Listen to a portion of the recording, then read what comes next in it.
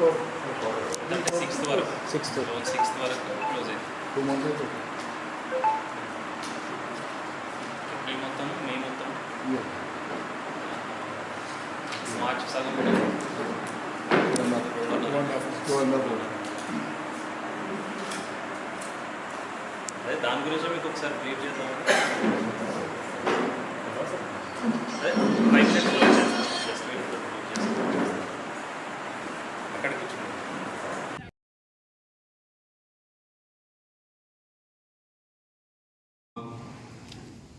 Auxiliary polling stations కి ఎవరెవరైతే మనం షిఫ్ట్ చేసినామో వీళ్ళందరికీ కూడా ఇంటిమేషన్ లెటర్ అంటూ మీ ఓటు వాళ్ళు ఇంతకుముందు ఈ పోలింగ్ స్టేషన్ లో ఉండేది ఇక్కడ నుంచి ఇక్కడికి షిఫ్ట్ అయింది అని చెప్పేసి ఒక ఇంటిమేషన్ లెటర్ కూడా ఆల్మోస్ట్ ప్రతి ఇంటికి ఇవ్వడం జరిగింది.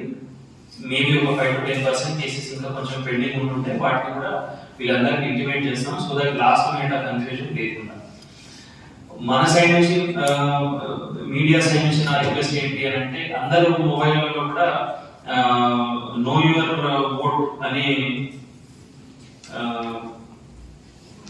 ఒకటి నో యువర్ ఓట్ అని 2 యాప్స్ ఉన్నాయి. అంటే 2 యాప్స్ ఉన్నాయి. ఆ 2 కూడా ప్లే స్టోర్ లో ఉన్నది, యాప్ స్టోర్ లో 2 ఉన్నాయి.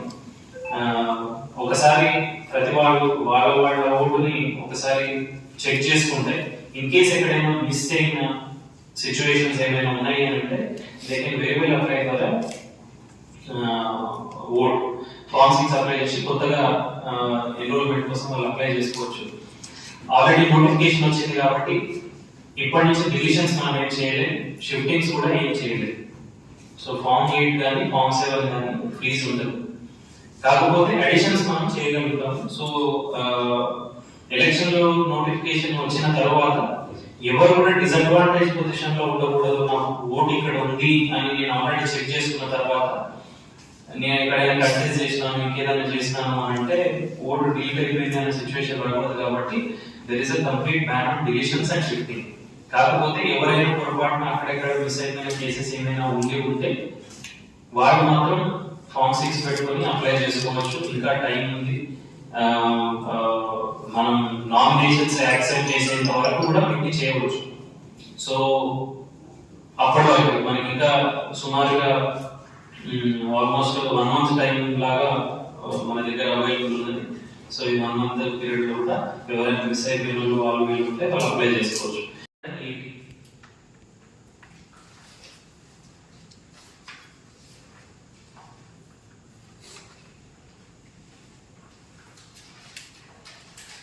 సో మనం ఇంతకుముందు లాగానే ఫ్లయింగ్ స్క్వాడ్స్, స్టాటిక్ సర్వే, ఇంకా it's tradition that elections announce కాగానే డిస్ట్రిక్ట్ లెవెల్లో కూడా ప్రెస్ మీట్ పెట్టడం ఇట్స్ ట్రెడిషన్ ని ఎన్షూర్ చేసేదానికి ప్రతి మండలంలో ఒక టీం, అట్లాగే ప్రతి మున్సిపాలిటీలో కూడా ఒక టీంని పెట్టడం జరిగింది. మొత్తం పార్లమెంట్ సెగ్మెంట్లో కలిపి 80 టీమ్స్ మనకి ఫోర్స్లో ఉంటాయి. 80 టీమ్స్ మోడల్ కోడ్ని ఇష్యూ చేయడంలో మన సైడ్ నుంచి వర్క్ చేస్తాం. విత్డ్రా చేసినాయి అవి కూడా కొంత ఇబ్బంది క్రియేట్ అయింది స్టార్టింగ్లో ఫస్ట్ మంది. దాని తర్వాత ఎలక్షన్ కమిషన్ నుంచి ఒక యాప్ లాంటిది వాళ్ళు ఇవ్వడం జరిగింది. యాప్లో దే ఆర్ గివెన్, అంటే ఎవరైతే విత్డ్రా చేసుకుంటారో దానికి సంబంధించిన ఒక కైండ్ ఆఫ్ రిసీట్ లాంటిది దాంట్లో రావడం, అది చూస్తే మనం రిలీజ్ చేయడం ఇట్లాంటిది జరిగింది. సో పబ్లిక్ లో కొంచెం దీనికి సంబంధించిన అవేర్నెస్ క్రియేట్ చేసే ప్రయత్నం చేయాల్సిందిగా రిక్వెస్ట్ చేస్తా ఉన్నాను. Last time Nagar Kurnool constituency expenditure sensitive కాన్స్టిట్యున్సీగా డిక్లేర్ అవడం వల్ల అక్కడ ఒక టీం ఎక్కువ పెట్టడం జరిగింది. ఈసారి అలాగే ఏం లేదు. సో ప్రతి అసెంబ్లీ సెగ్మెంట్ లో కూడా 3 టీమ్స్ రౌండ్ ద క్లాక్ పనిచేస్తాయి. సో 3 టీంలు ఇంటూ 3 చొప్పున static surveillance teams, flying squads ఉంటాయి.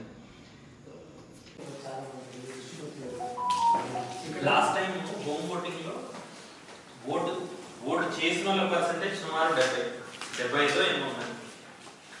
అంటే ఒక 20% హోమ్ ఓటింగ్ మేము చేస్తాము అని చెప్పి చేయని వాళ్ళు ఒక 20% ఉన్నారు. సో 20%